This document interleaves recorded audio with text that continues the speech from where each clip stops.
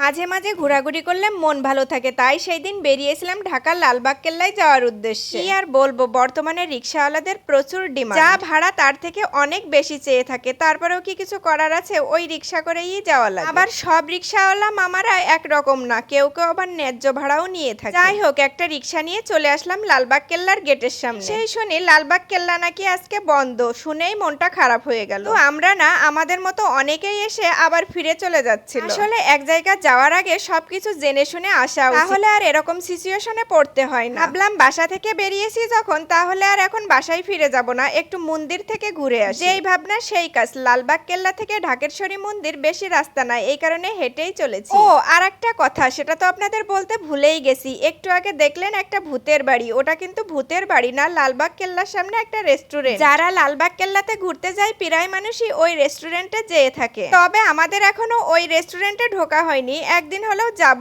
ইচ্ছা আছে। আমরা কিন্তু ঢাকেশ্বরী মন্দিরে চলে আসছি, আর এইটা হলো ঢাকেশ্বরী মন্দিরের মেইন গেট। এই দিন ঢাকেশ্বরী মন্দিরে অনুষ্ঠান ছিল, আর এই কারণে অনেক লোক আসছিল। মন্দিরের ভিতরের পরিবেশটা অনেক সুন্দর, সকাল টাইমে আসলে আরো বেশি ভালো লাগে। আমি আর আমার বাবুসোনা মন্দিরের ভিতরটা একটু ঘুরে ঘুরে দেখতেছিলাম। বাবুসোনার বাবা প্রসাদ আনতে গিয়েছিল পুজো দেওয়ার জন্য, ওই যে প্রসাদ নিয়েও চলে আসছে। আমরা দুইজন একটু প্রসাদটা মাথায় ঠেকিয়ে নিলাম, তবে পুচুসোনা বাহানাও করতেছিল, মা প্রসাদের প্যাকেটটা আমার কাছে দাও। তখন পুচুসোনার বাবা বলে উঠলো, না বাবা তুমি নিও না, পড়ে গেলে আর পূজা দেওয়া যাবে না। তাই একটু চুপ হয়ে গেল। আমরা মন্দিরে প্রবেশ করব ঠিক তখনই একটা কীর্তনের দল মন্দির থেকে বের হচ্ছিল। তাই মন্দিরের বড় ঘন্টাটা বাজিয়ে তাড়াহুড়া করেই মন্দিরে প্রবেশ করলাম। আমরা যেদিন মন্দিরে গিয়েছিলাম সেদিন ছিল শ্রীকৃষ্ণের জন্মদিন, আর আমিও সারাদিন উপোস করেছিলাম। সারাদিন উপোস করে এখন আসলাম শ্রীকৃষ্ণের নামে পূজা দিতে। সেই দিন যেহেতু মন্দিরে অনুষ্ঠান ছিল, এই কারণে অনেক লোকের ভিড়, আর ঠাকুর মশাই তাল সামলিয়ে পারতেছিল না। ঢাকেশ্বরী মন্দির বাংলাদেশের জাতীয় মন্দির, এখানে অনেকগুলো পুরোহিত ছিল, তাই কিছুক্ষণ অন্তর অন্তর ঠাকুর মশাই চেঞ্জ হচ্ছিল। চেঞ্জ না হয়েই বা কি করবে, তো মানুষের চাপ একা সামলিয়ে উঠাও কষ্টকর। আমাদের পূজা দেওয়া শেষ, ঠাকুরকে প্রণাম জানিয়ে এবার চলে আসলাম ধূপ আর মোমবাতি জ্বালাইতে। ঠাকুর মশাই ভোগটা নিয়ে পূজা দিয়ে দেয়, কিন্তু মোমবাতি আর এই ধূপটা নির্দিষ্ট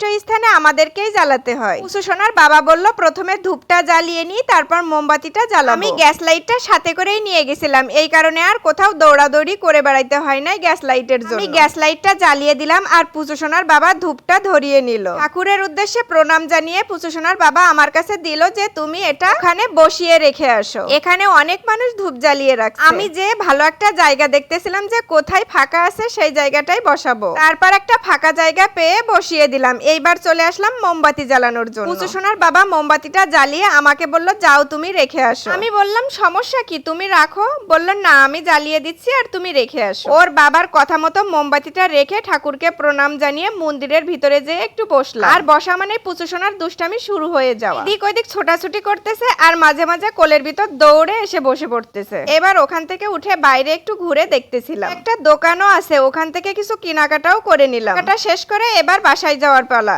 সবাই ভালো থাকবেন, সুস্থ থাকবেন।